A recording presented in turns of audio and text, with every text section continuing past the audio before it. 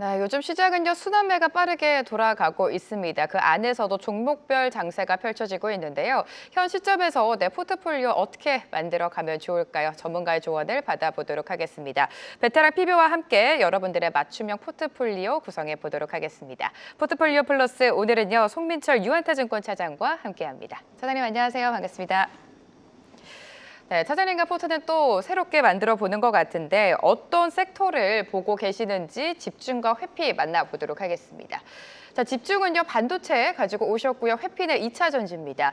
사실 반도체를 두고 트럼프발 관세로 인해서 좀 여러 가지 노이즈가 있었는데 그럼에도 불구하고 관세 타격은 제한적일 것이다라는 게 대부분 업계의 시각인 것 같습니다. 집중으로 가지고 오신 이유가 무엇일까요? 네, 드디어 이번 주에 이제 네. 반도체 품목 관세 100%를 이렇게 트럼프가 이렇게 선언을 했는데 네. 어떻게 보면 이게 호재 악재가 물론 양분은 합니다. 양분은 하지만 호재가 더 가깝다. 특히 삼성전자한테는 그게 더 우호적으로 좀 작용을 하는 것 같습니다. 예를 들어서 미국 빅테크 업체들 자체도 지금 공장들이 뭐 중국이나 인도에 있기 때문에 어쩔 수 없이 미국 내에서 생산을 좀 해야 되는 부분이 있고, 그리고 파운드리 관련해서도 반전의 서막이 열릴 수 있는 게 지금 TSMC가 워낙 점유율이 높잖아요. 지금 삼성전자 같은 경우는 10% 초반대이기 때문에 이 안에서 미국 본토 안에서 이 반등을 좀 준비를 할 수 있기 때문에 반도체 쪽은 좀 그래도 우호적이지 않나 좀 그렇게 보고 있고, 그리고 인공지능 H밴 관련해서도 지금 3를 과연 삼성전자가 네. 납품을 할 수 있을 것인가, 그리고 하반기에는 HM4까지 누가 이걸 공급을 할 수 있을 것인가가 결정이 되기 때문에 이슈가 아직도 무궁무진하다. 그리고 네. 미국 또한 이제 자체칩 빅테크 업체들이 다 자체칩으로 개발을 해야 되는 부분이 있기 때문에 GPU에서 NPU로 넘어가는 여러 그 과도기이기 때문에 계속 눈여겨 봐주셔야 된다. 그렇게 말씀을 드리겠습니다. 네, 미국발 관세가 호재랑 악재 같이 좀 작용을 하고 있는 것 같습니다. 반도체 업황 회복에 대한 기대감, 여러 가지 재료가 아직 있는 만큼 반도체 업종은 좀 집중해서 보자라는 게 차장님의 전략이신 것 같고요. 그런가 하면 회피로는 2차 전지를 가지고 오셨습니다.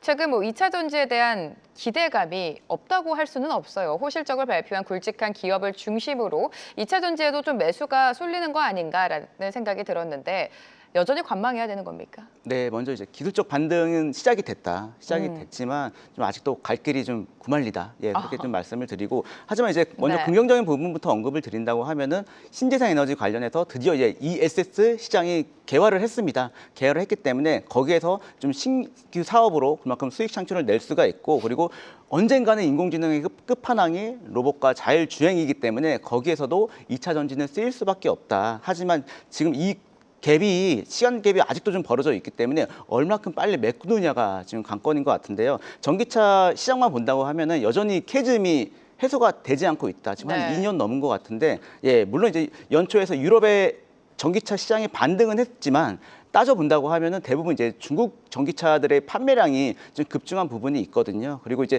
트럼프 관세 부분도 이제 재임 중에는 계속 이제 영향을 끼칠 예정이고, 그리고 중국 본토 안에서 경쟁이 너무 과열됐습니다. 과열됐기 때문에 그들은 이제 수출 전략으로 이제 글로벌을 이제 공략을 하고 있기 때문에 이 경쟁이 과연 어떻게 끝이 날까? 물론 지금 이제 중국 쪽에 약간 유리한 부분이 있기 때문에 여전히 좀 살얼음을 걸어야 되지 않을까, 네. 그렇게 보고 있습니다.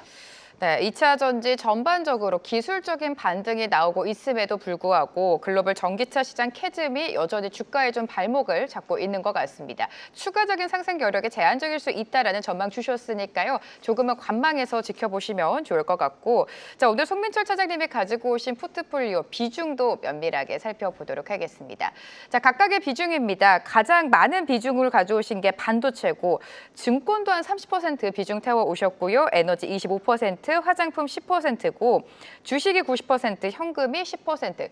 그래도 현 시점에서 좀 적극적인 트레이딩이 필요하다라는 판단이신 것 같은데, 증권주는 사실 요즘에 좀 못 갔습니다. 지금 정책과 관련해서 여러 가지 실망 매물이 좀 쏟아져 나오면서 증권주가 고점 대비해서 많이 밀리기는 했는데 지금을 저점 매수 기회라고 보십니까? 네, 아직도 유효하다. 네. 네, 그렇게 볼 수가 있고, 과거에 지금 이제 조방원 또한 지금 네. 한 2년, 3년 이렇게 가고 있으면서 이런 조정기는 항상 있었습니다. 그렇기 때문에 이보 전진을 위한 일보 후퇴다. 네, 물론 이제 조정에 대한 그 이유는 다 아실 겁니다. 정부에 대한 이 상법 개정의 실망감으로 그렇죠. 인해서 네, 이렇게 좀 한 15%에서 20% 정도 빠졌더라고요. 예, 충분한 기간 조정이라고 볼 수가 있고 드디어 오늘 이제 대통령이 이제 휴가가 끝났거든요. 예, 모든 공이 이제 대통령한테 돌아갔기 때문에 이 발언은 어떻게든 이제 수정이 된다고 하면은 금방 나올 수 있다. 거기에 따라서 좀 증권주는 반등을 충분히 가질 수 있는 여력이 있고 그리고 제가 현업에 있으면서도 지금 이제 국내외 주식하는 투자자들이 꽤 많습니다. 네. 많기 때문에 그만큼 이제 수수료 수익이나 그리고 신규 사업 관련해서도 스테이블 코인 그리고 토큰 사업 등 이미 정부나 아니면은 증권사는 다 구축을 해놨거든요. 시스템을 구축을 해놨는데 제도 쪽 부분만 좀 보충이 된다고 하면은 증권주 나쁘지 않다. 예, 그렇게 보고 있긴 합니다.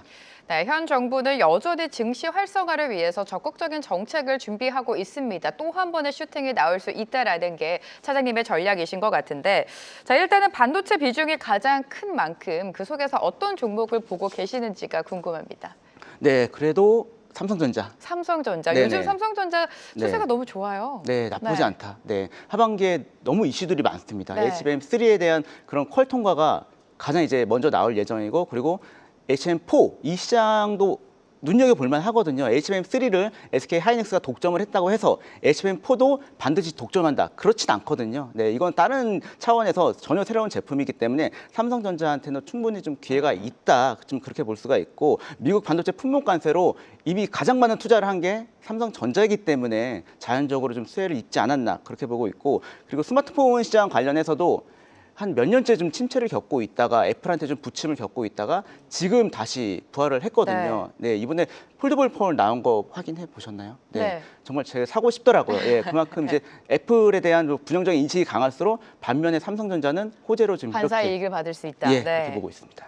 삼성전자 최근에 72,000원 단까지 계속해서 상단을 높여가고 있습니다. 하반기에는 한 9만 전자, 8만 전자까지 예상해도 좋겠다. 긍정적인 분석 도와주셨고요.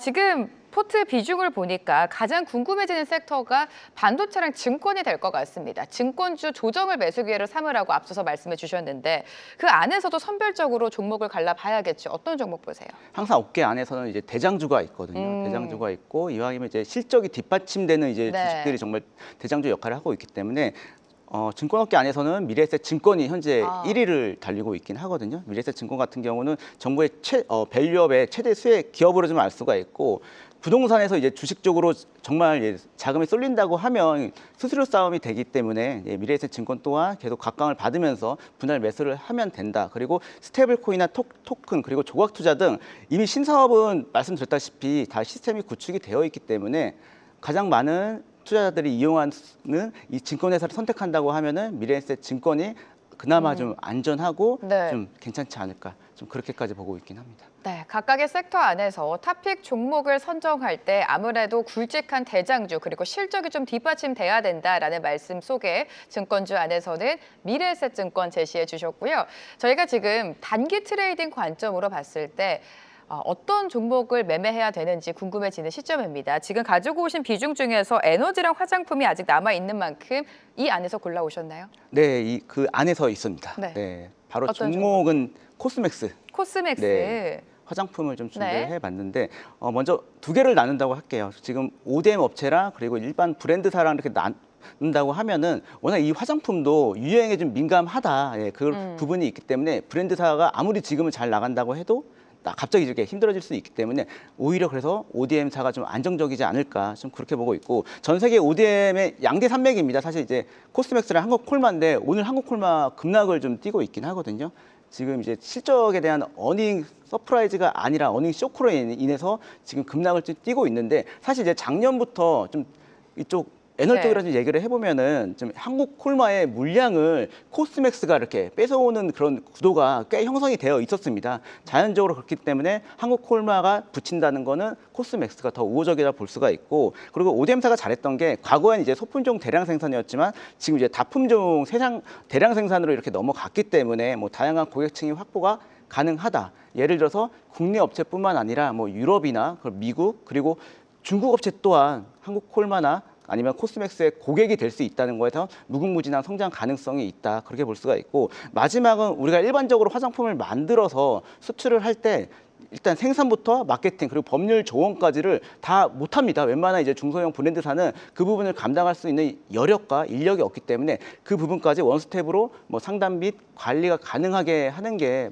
바로 이 ODM사의 역할이기 때문에 제가 봤을 때는 코스맥스는 정말 빠질 때까지는 좀 일부 좀 빠진 부분이 있기 때문에 충분히 분할 매수를 가져도 되고, 그리고 특히 이제 미국 점유율 관련해서도 미국 이슈가 많은데 우리가 지금 2%밖에 안 됩니다. 그렇게 미국 얘기를 많이 하잖아요. 미국에 수출을 많이 한다고 하지만 네. 대부분 이제 그쪽도 이제 미국산을 많이 쓰더라고요. 네, 미국산을 많이 쓰기 때문에 우리나라 점유율이 2%밖에 안 된다. 충분히 4%, 6%가 된다고 하면은 가능성이 있다.